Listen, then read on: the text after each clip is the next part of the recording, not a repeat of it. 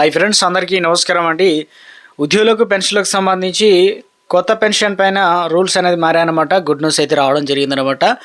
So ఇక వివరాలు ఏంటనేది కూడా వీడియోలో తెలుసుకునే ప్రయత్నం అయితే చేద్దామండి. వీడియోని చివరి వరకు చూడండి, అర్థమవుతుంది. మరోసారి ఛానల్ వస్తే తప్పకుండా సబ్స్క్రైబ్ చేసుకోండి. చూస్తున్నారు కానీ లైక్ చేయడం మర్చిపోతున్నారని వెంటనే లైక్ చేయండి. వివరాలకు అయితే వెళ్ళిపోదామండి. ముఖ్యంగా కేంద్ర ప్రభుత్వం కీలక నిర్ణయం అయితే తీసుకుందనమాట. వివాహం విఫలమైన ఆర్థిక ఇబ్బందులు ఉన్నటువంటి మహిళలకు సంబంధించి గొప్ప శుభవార్త అయితే కలిగించే వార్తను అయితే తెలిపిందనమాట. కేంద్ర ప్రభుత్వం ఉద్యోగులకు కుమార్తెల విడాకులు కనుక తీసుకున్నట్లయితే వారి తల్లిదండ్రులు మరణించిన తర్వాత ఫ్యామిలీ పెన్షన్ పొందే అవకాశాన్ని అయితే ప్రభుత్వం ఏర్పాటు చేసిందనమాట. ఇందుకు సంబంధించి తల్లిదండ్రులు జీవించి ఉన్నప్పుడే విడాకులు తీసుకున్నా లేదా కనీస కోర్టులో కూడా విడాకులు దరఖాస్తు చేసుకున్నా కూడా ఈ పెన్షన్ అనేది వారికి అయితే వర్తిస్తుందనమాట.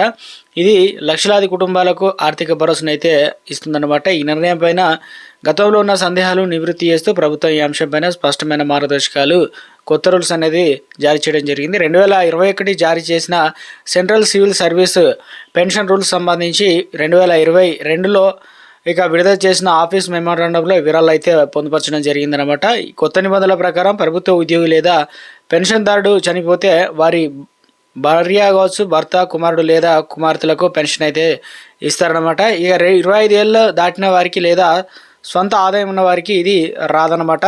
అయితే వివాహం కానీ వితంతు లేదా విడాకులు తీసుకున్న కుమార్తెకు 20 ఏళ్ళు అంటే 25 ఏళ్ళు దాటిన జీవితాంతం పెన్షన్ అనేది రావడం అయితే జరుగుతుందన్నమాట. కొన్ని షరతులు అయితే ఉన్నాయి. ఆ కుమార్తె తల్లిదండ్రులపై ఆధారపడి జీవించి అయితే ఉండాలి. అదేవిధంగా తల్లిదండ్రులు జీవించి ఉన్నప్పుడు వితంతువు అయితే లేదా విడాకులు తీసుకుంటే ఆ నిర్ణయం వర్తిస్తుందన్నమాట. ఒకవేళ కనుక సొంత ఆదాయం మొదలైన వాటిని వివాహం చేసుకున్న ఈ పెన్షన్ అనేది ఆగిపోతుందన్నమాట.